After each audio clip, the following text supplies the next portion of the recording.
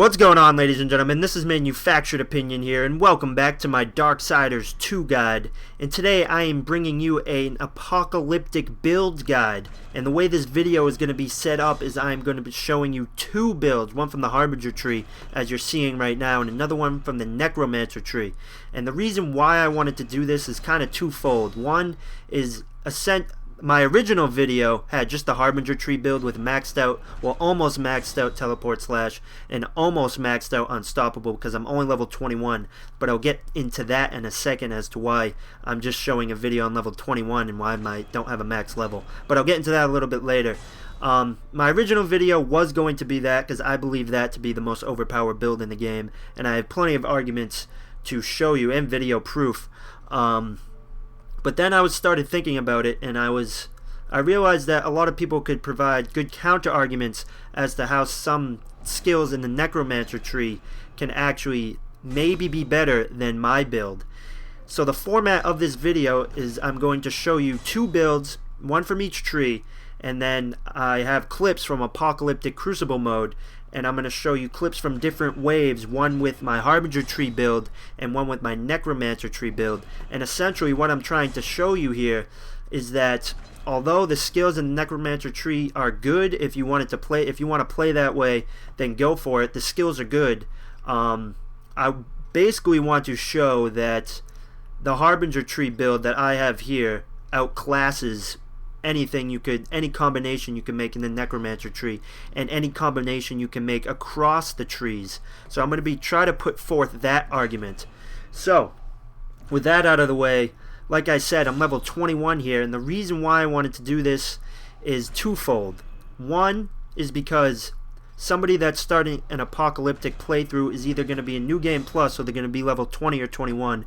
They're not going to be 30, so I'm not going to make a video when I'm level 30 showing you, boom, oh, here's all my maxed out stuff, it's overpowered. Well, yeah, I'm level 30. The game's going to be pretty easy from there. If you're thinking about doing Apocalyptic, it's going to be on New Game Plus, and you're going to be around level 20 or 21. And if you're not doing it on New Game Plus, if you're doing it from a brand new game, you're going to want to know the path, a realistic path to level 20. You're not going to want to see a path to level 30, because that's a complete new game's end game in mind, if you get what I'm saying. So that's the video format. That's the reason why I'm level 21 here. And the Crucible waves I'm going to be doing here out-level me by at least 4 or 5 levels in each wave. So just to show you how overpowered both of these builds are, but why the Harbinger tree build is a lot better in my opinion. Okay, so before I get into the abilities and why I picked certain abilities, I want you to keep a few things in mind when you're watching this video. Make sure to look for a few of these things. One, I want you to pay attention, I should say, to how much damage I'm able to tank in both of these builds with little to no consequences. Secondly, I want you to remember this is Apocalyptic mode.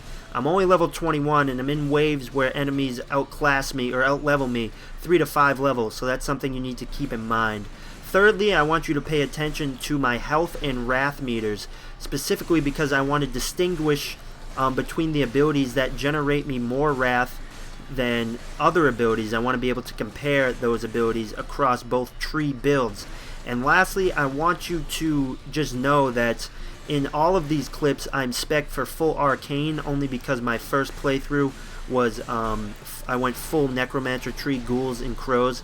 And if you don't know what that means, essentially arcane stats on your gear, whether it be armor or weapons, increases the effectiveness of your Necromancer skills. So definitely keep that in mind, specifically when you're watching my Harbinger tree clips, only because I'm not spec'd for strength, which makes your Harbinger tree skills that much more effective. So keep those things in mind. So as you're watching these clips and keeping those points that I just mentioned in mind, I'm going to quickly go over the skills that I chose and why I chose them over other abilities and compare them against each build. So I'll start with my Necromancer build here, and you can obviously see that I went almost fully spec'd out Aegis Guard and almost fully spec'd ghouls. And I know a lot of you that have played this game already, the first question that's going to come to your mind is why I didn't go crows, and that's really a multi-point answer.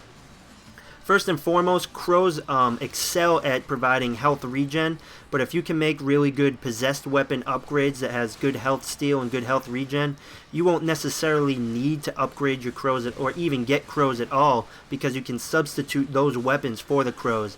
Secondly, ghouls will do more damage when they're upgraded for explosive damage than crows will. They'll also provide better crowd control because they have a larger distraction area. And last but not least, ghouls are great at providing wrath regen. Couple that with your really good possessed weapons that have health steal, health regen, or your gear. It doesn't have to be weapons. Anything that has good health regen. Couple that wrath regen with that health regen, and the ghouls and Aegis Guard will be a deadly combo for you.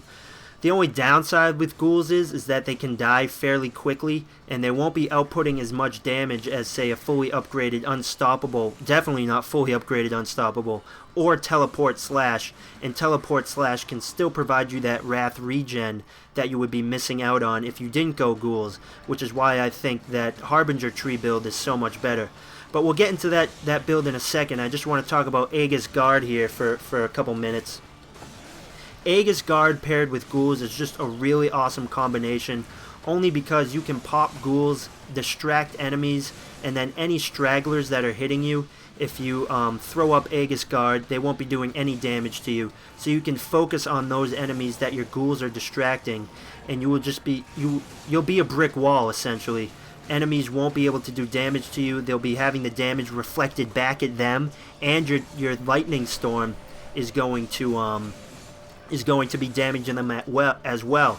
And couple that with the fact that your ghouls are going to be providing you so much wrath regen, you can just keep popping that Aegis Guard over and over and over again, and you'll be a brick wall. You'll be very, very hard to kill. Your survivability will increase exponentially. Like I said, the only downside to that is sometimes the ghouls can die so fast that you will be expending more wrath than you're taking in from the ghouls to keep the ghouls going and your Aegis Guard going. So the ratio is definitely going to be a lot smaller in some of the situations, and then eventually you'll be left with no wrath. You'll either have to pop a potion, or you're going to have to rely mostly on your combat skills at that point, which I will make an aside on that real quick. Just like I like to compare it to Dragon's Dogma, there really is no wrong build as long as you know how to you've got your dodging down, you've practiced your dodging, you know what to look for in all the enemy attacks, and you've got your combos down, you're comfortable with your combos, then any build will work for you, whatever you have the most fun doing. These are just the builds that I think will work best for you in an apocalyptic mode situation. So that's definitely something else that you should keep in mind when watching this video. So, we went with the Necromancer build, we explained all that, so I'm going to hop right in here to my Teleport Slash build, which I think is probably the most overpowered build in the game, only because you're able to generate so much health, output so much damage, and still keep that wrath. You can even generate more wrath than ghouls. So, my Teleport Slash is upgraded for health, wrath, and critical chance. And Unstoppable, it's got double blow, duration you're definitely going to want, hands down, and then critical damage and critical chance. But if it's between the double blow, I think it's called killing blow, or duration, you're definitely going to want to go duration when it comes to Unstoppable. So, if you've been watching the wrath meter at all when I've been showing you my Teleport Slash clips, you'll see that the amount of wrath that the Teleport Slash build is able to generate while at the same time outputting a hell of a lot of damage, it just outclasses the ghoul build in every way, at least almost in every way, for the most part. Health regen, the Teleport Slash provides great health regen. I know I said that you can make weapons that have good health regen, and it won't really matter if you put points into a skill with health regen, but I really like the health regen on the Teleport Slash, only because I'm doing more damage with that upgrade at the same time. It's not just the health regen. I can get away with just using my weapons, but I like to upgrade that all the way. Pair that with Unstoppable, and you will be doing massive critical damages, massive critical damage output, I should say. And if you look at this clip right here, you'll see that my wrath never decreases lower than 75%, except for at the beginning of the video. And the reason that is because I am always able to use teleport slash. I'm essentially able to spam it non-stop because the amount of wrath I'm regenning is actually more than the amount I'm expending for teleport slash. Couple that, like I said, with unstoppable, and you'll be pulling off huge critical damages. Huge critical damage I don't know. Herp derp. But I guess one last thing to note here is that there is that harvest skill tree, that little harvest skill tree inside the Harbinger skill tree, and I really like that those skills, those abilities, when it comes to generating Reaper energy quick and getting Reaper mode quick, which is great for bosses, but it's not as balanced as teleport slash is with health and with wrath. Like I said, you can get away with making weapons that have good health steal and good health regen, but you won't be getting that wrath regen that you get from teleport slash if you decided to go full harvest tree. And look at that crit, just like I said. I threw down unstoppable and I went with teleport slash and I had 3.8 million explosive damage. I think that was. You're gonna go have to back and pause that, but I'm pretty sure that was 3.8 million. But anyways, that's my build guide. That's my apocalyptic build guide. I hope you found it somewhat informative. It provided you somewhat of a structure for you to kind of pick and choose your own skills that you want to use in your playthrough, and hopefully you have a lot more fun with the game. I hope you're enjoying the game.